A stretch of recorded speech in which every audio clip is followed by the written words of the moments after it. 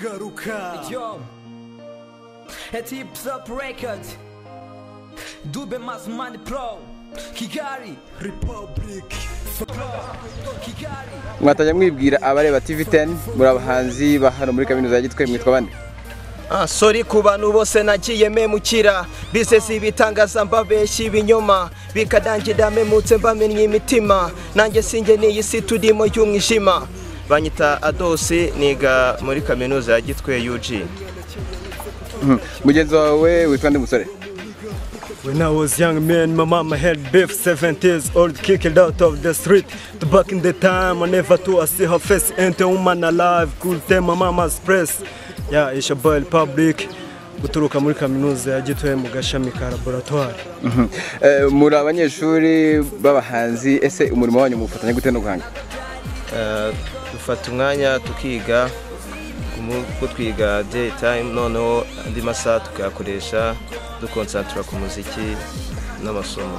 Ese byaba biborohera mu buzima bwanyu bwa buri munsi?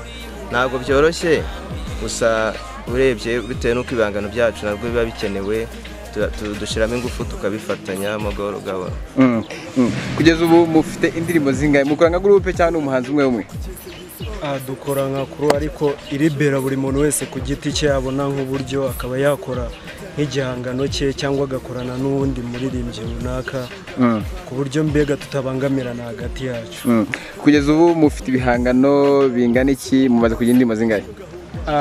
Nkanjye ku giti cyanjye mfite indirimbo 3 harimo imwe ifite amashusho hagati yacu nka groupe tukaba dufite 2 n'indi ya gatatu nayo tutari twazana ikiri muri studio.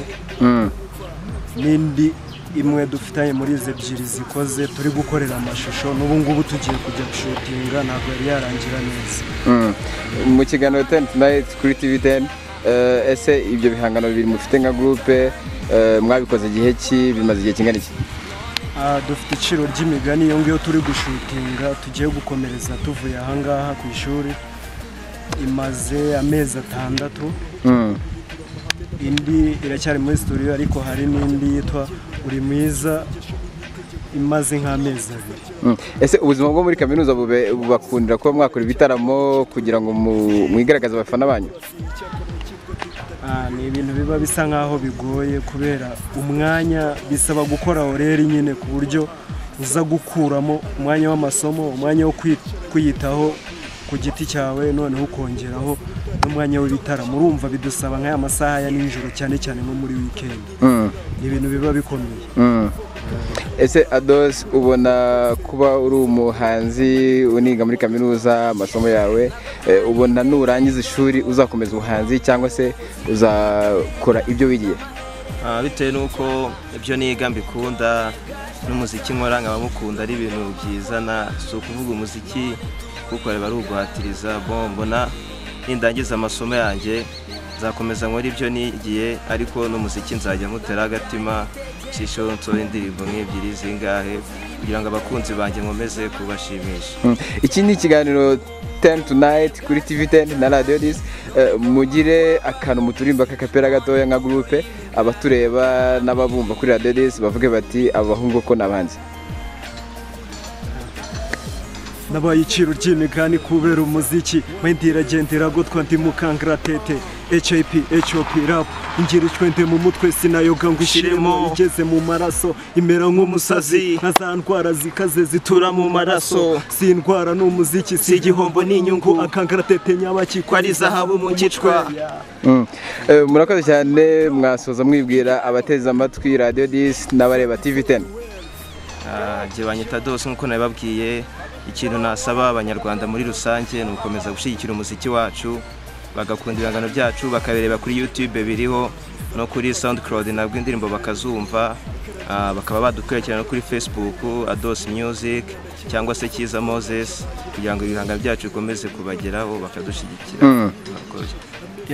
Je nka Republic ikintu nasaba abakunzi b'uyu muziki nyarwanda no kugaruka mu muco bakazajya basharinga ibitekerezo bumva twajya twandikaho bijyanye n'uwo muco aho kugira ngo bajye hanze bavuga ngo bari abandika ibiki bari abandika gutya na gutya noneho tukandika ibyo bakunze bikanatuzamura nuko nguko numva baduha ibyo bitekerezo byabo. Murakoze. Murakoze cyane. Bakaba batatu sazirabwira natwe ntitwarambye mu buzima bwa Edeni, ibyago byaratugwiriye, Rusufero aratumanukira, icyara amanywa gihinduka ijoro, so ziravuka amata byara amaraso. Ntabwo byari itegeko ko tuba mu buzima iteka, n'amaherere y'icyaha n'ubugome bwa Satani no kugoma kw'abantu b'isi, none turi mu ngaruka mbi.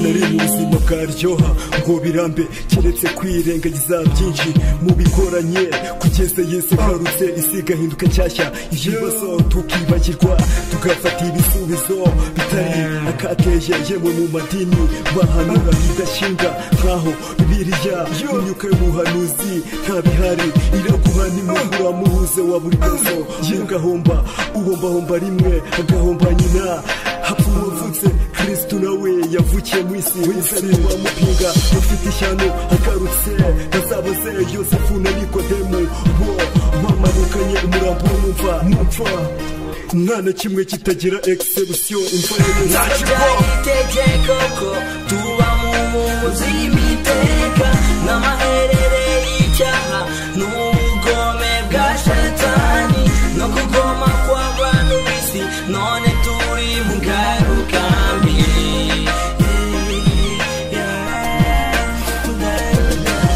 Sinazanye no gukuraho cyangwa guhindura amahame n'amategeko yarapu y'ubu, gusa wabyanga wabyemera, sinisengesho ni nk'itegeko, hari igihe kizagera mukabona ko ibyo wita rapu arimo kwita inka icyakabaye cyitwa ihene, cyangwa kwita demokarasi icyakabaye cyitwa dictatire, muhora mumara wino lyrics zidashinga nkaho zitari urukundo n'imbaha zabuze, RNB yarapfuye yicaranye heavy rap, ubuzima bwatubereye nko kwasa urutare, nta kintu ubi no mu ndwara yagira primeri, nkahindura izina kuba Sereziyane, ifomi kandi ikabura, uko wakura kose uzakura, amahirwe ntahamagarwa.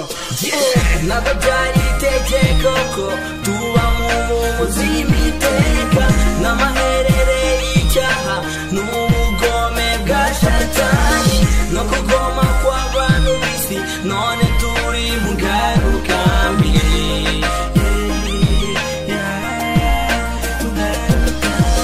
Ntabwo byari itegeko ko tuba mu buzima iteka, n'amaherere y'icyaha n'ubugome bwa Satani no kugoma kw'abantu b'isi, none